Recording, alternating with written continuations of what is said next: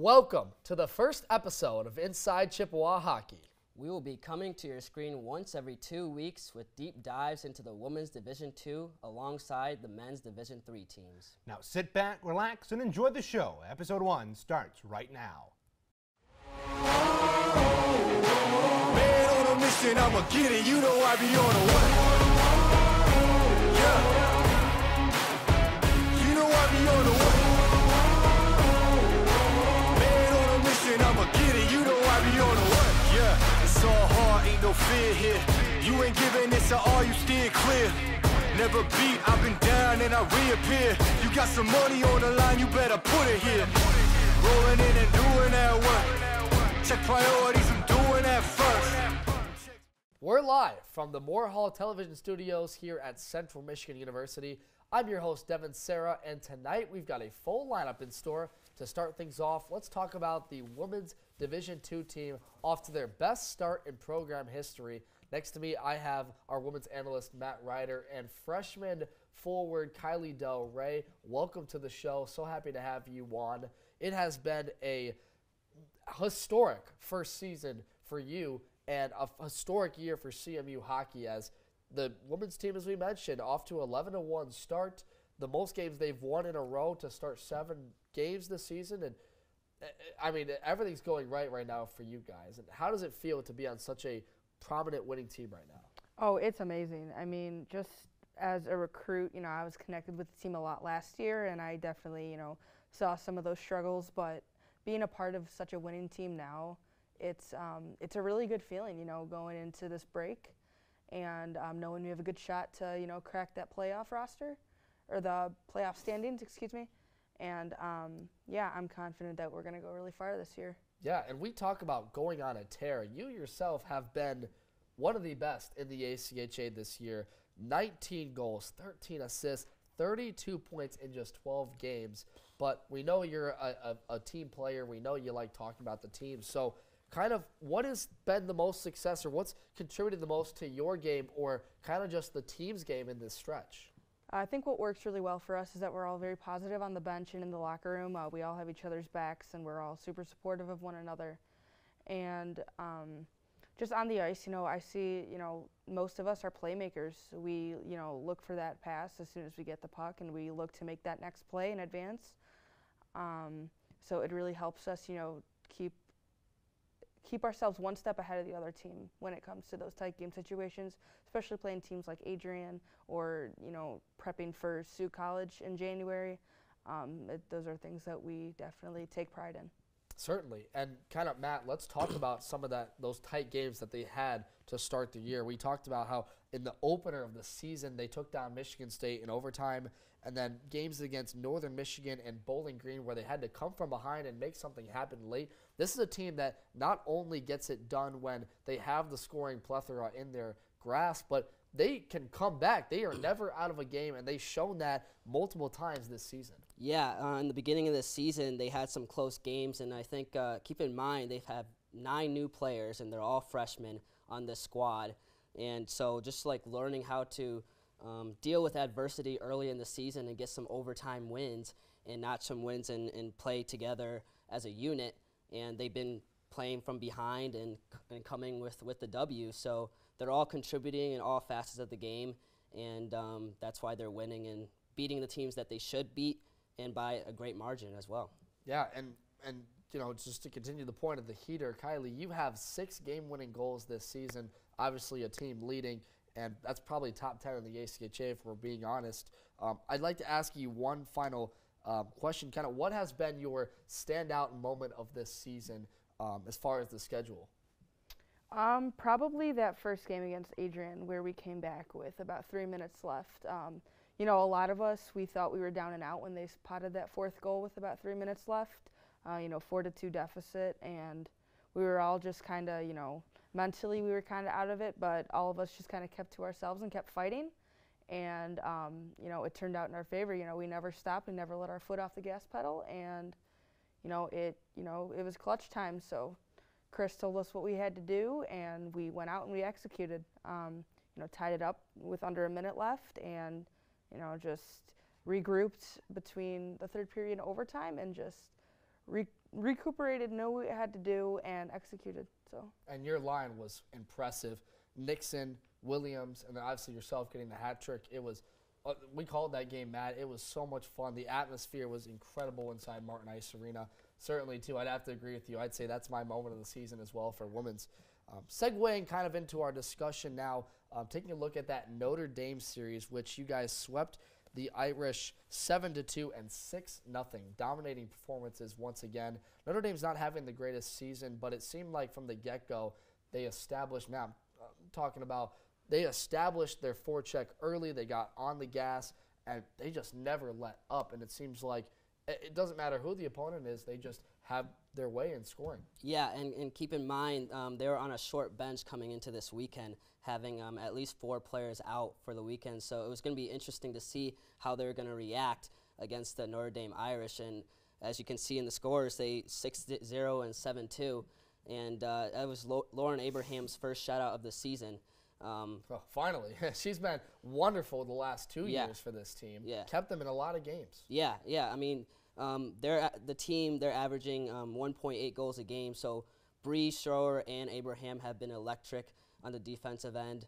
And to add the offensive end, we have 4 players who are in the top 20 in the ACHA in points. So to have both offense and defense, that's why they're winning games. And they didn't have offense last year. They had defense. That's what kept them in the games. But adding 9 new freshmen, that's been uplifting this team and getting some W's. Now, kind of asking you about that Notre Dame series, Kylie, and I know you went on the road before that to Loyola. You guys seem like these road games don't affect you really. It's almost like you almost play better when you're on the road. Looking at like Northern Michigan, Michigan State, you guys have dominating performances in almost every road game this season. Oh yeah, I think a lot of that may come from the bus trips because we have a lot of fun on the bus. It helps when you're winning, right? Yeah, yeah. There's a lot of good energy to go around. Just hanging out, and it's good team bonding. Like even though we're kind of forced to be on the bus for a certain amount of hours, we move around, talk with each other, and just hang out and spend a lot of time as a team on those trips because they're usually very short. We get there Saturday during the day and we leave right after the game on Sunday, so they're really short trips, but it keeps us, tightly knit off the ice, and then when we're ready for the game, we, mesh pretty well. All right, that is all great stuff, and we hope to see the continuing success trend. Kylie, thank you for coming on the show. It was a pleasure having you, and your team's going to get ready for January 13th, 2023. Dude, woohoo, new year. Going to play Penn State in that one, Division I team in ACHA, and then the following week take on Sioux College. So lots of exciting stuff, and lots of exciting stuff ahead here on Inside Chippewa Hockey. Stay with us. We're going to take a quick break, but afterwards we will be joined by men's analyst Reagan Cleves alongside goaltender Joel Drucker. So don't go anywhere. You're watching Inside Chippewa Hockey. Max power, I'm about to go bigger and better. If I ever lose, I don't know, faster than ever. If I ever lose, I don't know, bigger and better. Hitting all the goals I can. Bigger, bolder, faster. I'm going to the maximum. I'm going to the maximum. I'm going to the maximum. I'm bigger, bolder, faster. I'm going to the maximum. I'm going to the maximum. I'm going to the maximum. I'm bigger, bolder, faster. This you let it go. I can let it go. This you let. Welcome back to Inside Chippewa Hockey. The second part of the show, we will be talking about the men's Division III team.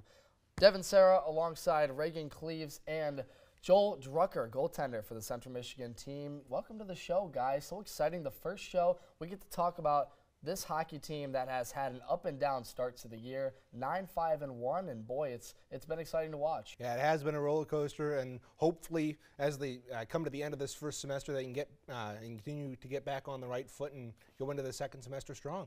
Central Michigan is coming off of a weekend sweep against the Adrian Bulldogs in which they routed them 3-0 and then 4-3. And boy, that 4-3 game was a scary one in that second on the road. And Reagan, when you and I called that, we were talking about how this team was coming off that Saginaw Valley series where they dropped both the games, dramatic fashion. let them come back in the second game, and from there it seemed like it was just a rebound week where they really got their feet under them.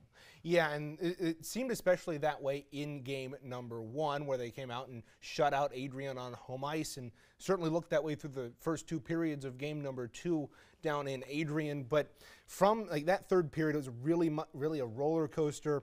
Central Michigan allowed Adrian to get back in the hockey game, and it seemed like we were headed to another version of Ferris State and Saginaw Valley, allowing a 3-goal lead to slip away just like that. But Central Michigan showed some resilience and was able to hold Adrian off. And keeping a note on that weekend series, we were talking about the whole story going in was how would the forward group step up. With the injury to Isaac Gibbs, a couple of notable forwards, Owen Campbell still waiting to come back second semester, it was key. They were going to have someone step up. And Joel, kind of bringing you into this conversation a bit, what was kind of the team conversation like heading into that Adrian series after, let's face it, you had a disappointing loss against Saginaw? Yeah, that was just, we had to find a way to bounce back, and we had to bounce back quickly, because once we start getting into our heads, that's kind of when we start making the silly mistakes, and those silly mistakes lead to bigger mistakes, and then sure enough, that will spiral out of control. So our goal was bounce back quickly, and the Adrian game certainly gave us that bounce back we needed. This team's had a lot of scoring, though, from a lot of different people. Notably, Andrew Porzondik and Nathan Bottles have been absolutely, what you like to say, Reagan, is phenomenal, is our basic catchphrase here now at CCHN. And talking about Porzondik, I mean, how about him stepping up into that leadership role as one of the seniors on this team? And 15 games, 13 goals, 12 assists, 25 points, leads the team now. And for, like we mentioned, the injury to Isaac Gibbs, he's had to fill in that role and play those extra minutes and really solidify himself as that top forward. Right, he's done that very well. I mean, it starts in practice. I face him all the time in practice. If you think he scores a lot in games, he scores about 2-3 times as much in practices. I mean, it's unreal what he can do. And he's probably one of the toughest shooters to face out there in practice. Now, Reagan, we've talked about kind of Andrew Porzondik's play and how this team had a great Adrian series. One of those players was Andrew Siraki, and he's been on a tear. The freshman has been playing lights out these last couple of games. Yeah, he has 7 goals in the last 4 games for him. He has been wonderful for Central Michigan. And we kind of going into that series, Devin, we were talking about who would step up in the absence of Isaac Gibbs, the leading scorer from last season. And Andrew Siraki showed that he is one of those players that is looking to take that place. So while the Central Michigan Division III team has had an up-and-down start to the year that sees them with a winning record, the team elected to go with a leadership change. As it was announced earlier this week that head coach Tyler Cataline would be relieved of his duties. With the departure of Tyler Cataline, it was announced that Brennan Martin, the 6-year captain veteran of the Chippewas, would be the interim head coach going forward. And bring you guys into the conversation about this. And the point is made is it was a very good run for Tyler Cataline over his 6.5 seasons with the Chippewas, and saw national tournament appearances, lots of wins, massive wins over great opponents. Yeah, but let's take a look at his replacement.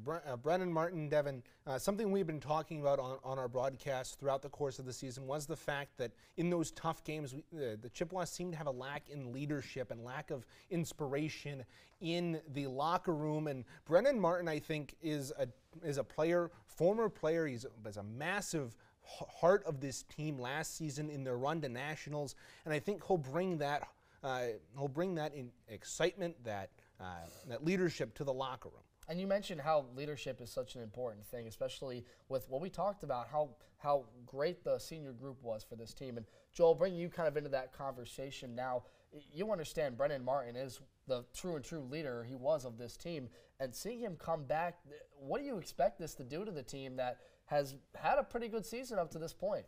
Yeah, having Brennan come back is huge. I remember last year was my first year with D3. I had played on D2 before, but that was a COVID year, so I never got to play any games. So I had originally reached out to Brendan and Charlie, and they were like, and I'm like, can I come and play for you guys? And they're like, yeah, come over to tryouts. So they brought me back into D3 after going off on D2 for a year, but once they brought me back in, I felt right at home. He was a great leader. He and his group of captains too. Simo was another one who really helped me readjust. Justin McComas, he was another one who helped me readjust. Just that senior group overall, they're all great leaders, and having even one of them back is going to be a huge boost for the team in terms of leadership skill and like morale, because everyone loved those guys at least from what I was able to see. Yeah, certainly. And Reagan, we even saw it last year how when the team would go through those tough stretches, notably when they lost, that split that series against Adrian, and then went to Florida, lost or tied a game, and then subsequently lost the next one. It seemed like the team was derailing. And then that leadership group stepped up, told them, hey, guys, we have to get this together. This seems like the perfect timing for a head coaching change, and one that he's going to work with players he's known before. Obviously, Charlie Hayes, he'll be assistant coached by Austin Whaley and Tyler Cole. So he knows these players well. And what do you expect him to bring as far as a head coaching role? I expect it to be somewhat similar along what Dalton Sutherland brought in last year for Central Michigan. He came in around the November mark as an assistant coach and kind of gave some motivation to the team who had been they'd gotten out to a hot start but had been struggling as of late. And Dalton Sutherland was able to motivate that team, and I think that Brennan Martin will be able to do that same thing here.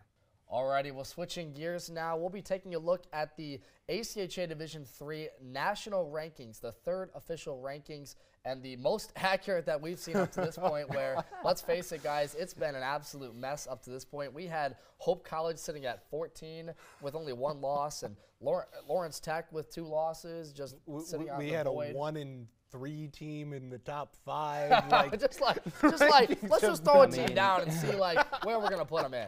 It doesn't matter where, as long as they're in there. No, the third official rankings came out as of November 27th, and they look a lot more accurate. At the top spot is Springfield College, a school, I'll be honest, I had no idea where that was, or that even existed before the start of this show. And then Hope College sitting at number 2.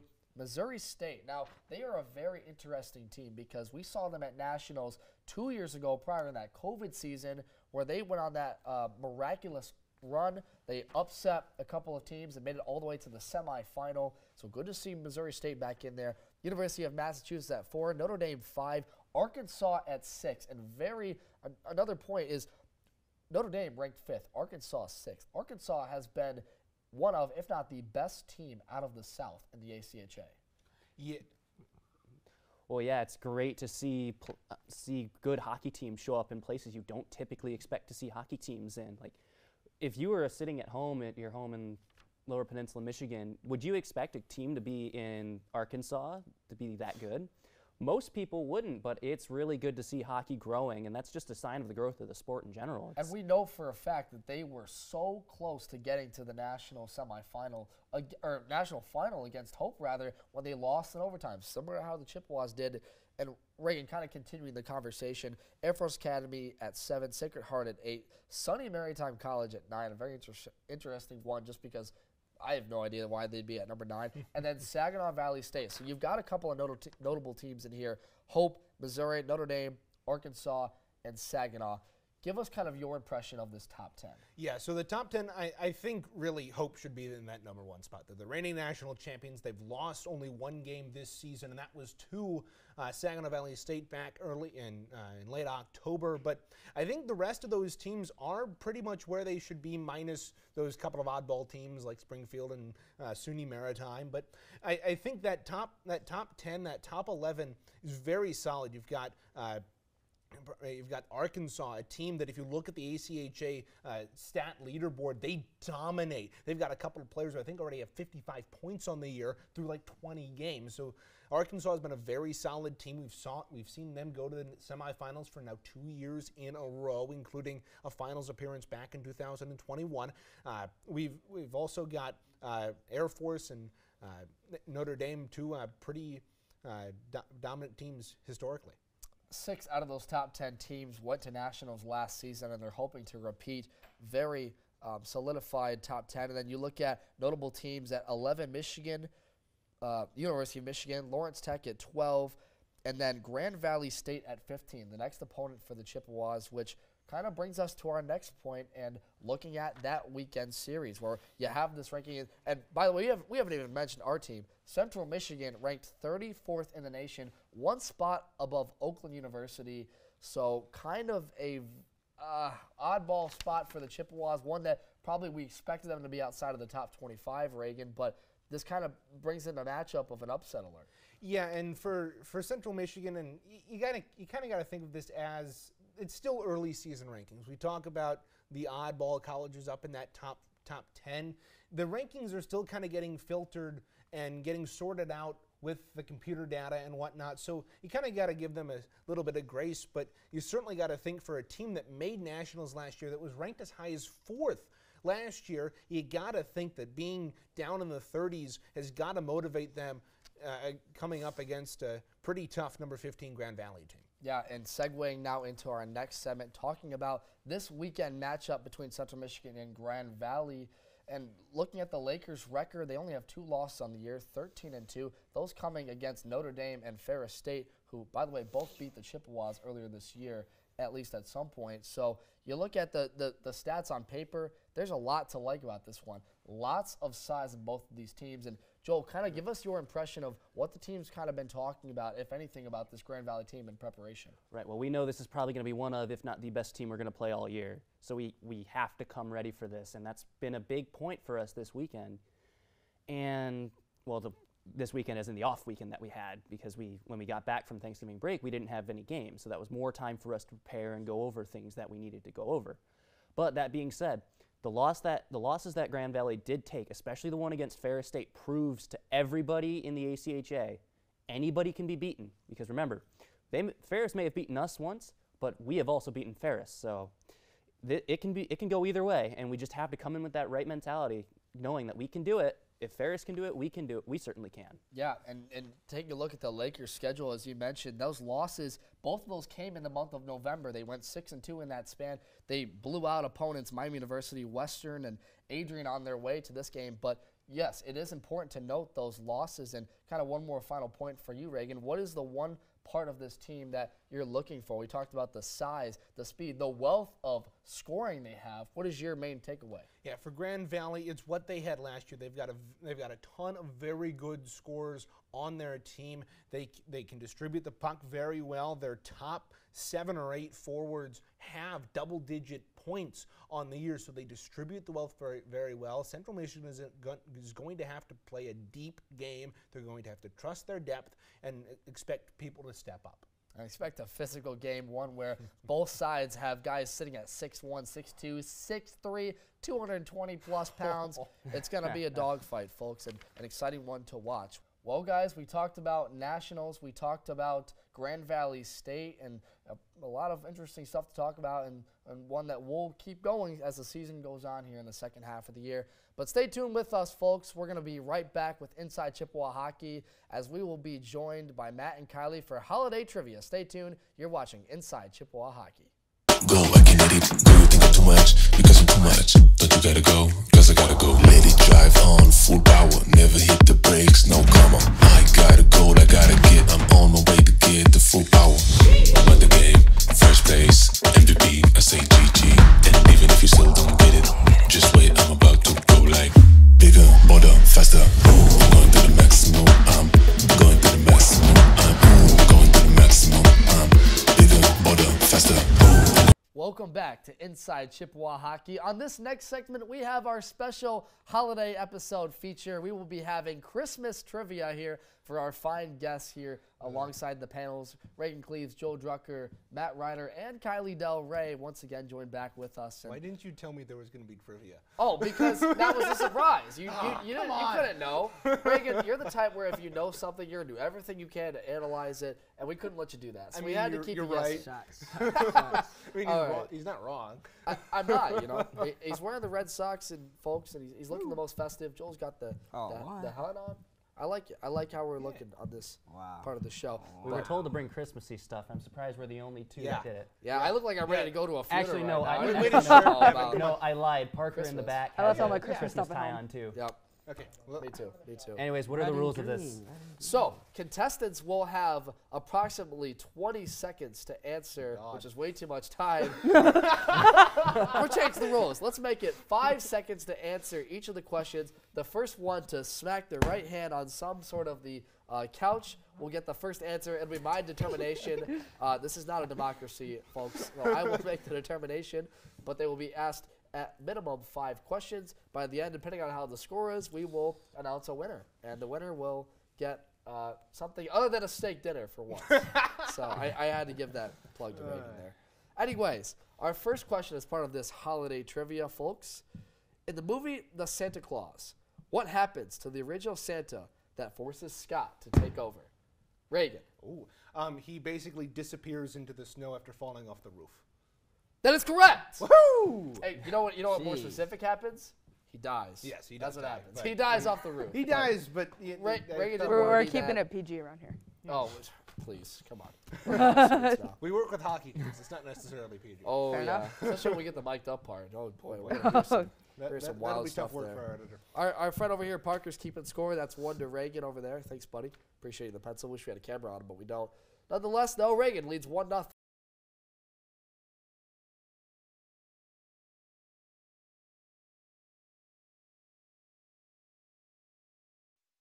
Well, folks, that's all the time we have for episode 1 of Inside Chippewa Hockey. Thanks to Joel and Kylie for joining us, and good luck the rest of the season for their respective teams. And for the rest of us at CCHN, Matt Ryder and Reagan Cleves, myself, Devin Sarah, we say so long and thank you for watching the first episode of Inside Chippewa Hockey. I'm going to the maximum. I'm going to the maximum. I'm bigger, bolder, faster. I'm going to the maximum. I'm going to the maximum. I'm going to the maximum. I'm bigger, bolder, faster.